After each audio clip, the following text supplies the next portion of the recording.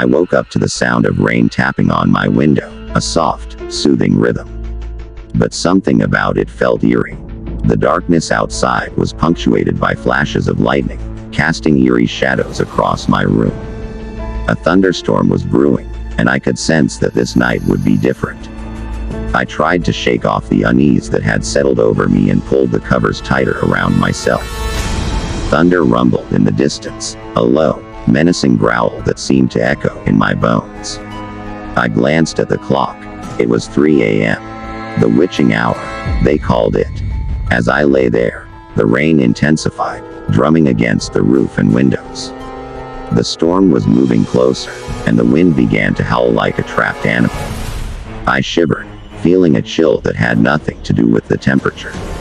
Something about this storm felt otherworldly, as if it carried with it a malevolent presence. My bedroom felt suffocating, so I decided to go downstairs to the living room. The darkness in the house was oppressive, and I fumbled for the light switch. When the room was bathed in a soft, warm glow, I sighed in relief. But my relief was short-lived. A sudden crash of thunder shook the house, causing the lights to flicker and then go out completely. I was plunged into darkness, and a sense of dread washed over me. I groped for my phone, hoping to use its flashlight, but it was dead. The storm outside intensified, the rain now coming down in torrents, and the wind howled even louder. I felt isolated and vulnerable in the pitch-black darkness. That's when I heard it. The sound of footsteps, slow and deliberate, coming from the hallway. My heart raced as I strained my ears to listen. The footsteps drew closer, but I couldn't see a thing. The storm outside seemed to be in sync with the approaching menace, the lightning flashes revealing fleeting glimpses of a shadowy figure. I couldn't make out any details, just the silhouette of someone or something standing in the hallway. I wanted to scream, but my voice caught in my throat. I had no idea who or what was in my house, and the thunderstorm outside was a deafening cover for any noise I might make. The footsteps continued to draw closer, and I could hear a faint, guttural whispering. "Come with me," it hissed, a voice that sent shivers down my spine. "Come with me, and I will show you the true power of the storm." I couldn't move, couldn't tear my eyes away from the hallway.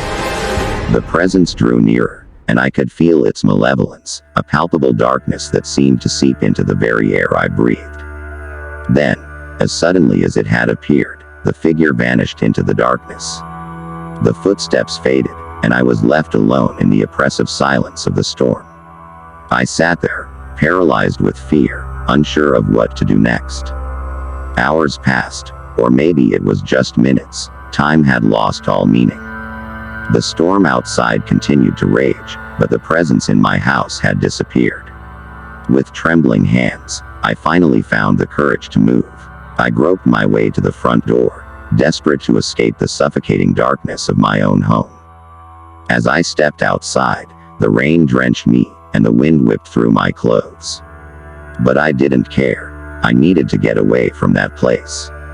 I ran down the street, my heart pounding in my chest, and didn't stop until I reached a neighbor's house. They let me in, concern etched on their faces as I tried to explain what had happened. But as I looked back at my own house through the rain-streaked window, I knew they didn't fully believe me. Who would? To this day, I can't explain what happened that night. Was it a trick of the mind brought on by the storm's intensity, or was there something truly malevolent lurking in the shadows? I may never know, but I'll never forget the terror I felt that night. The night the thunderstorm brought something far more sinister than lightning and rain.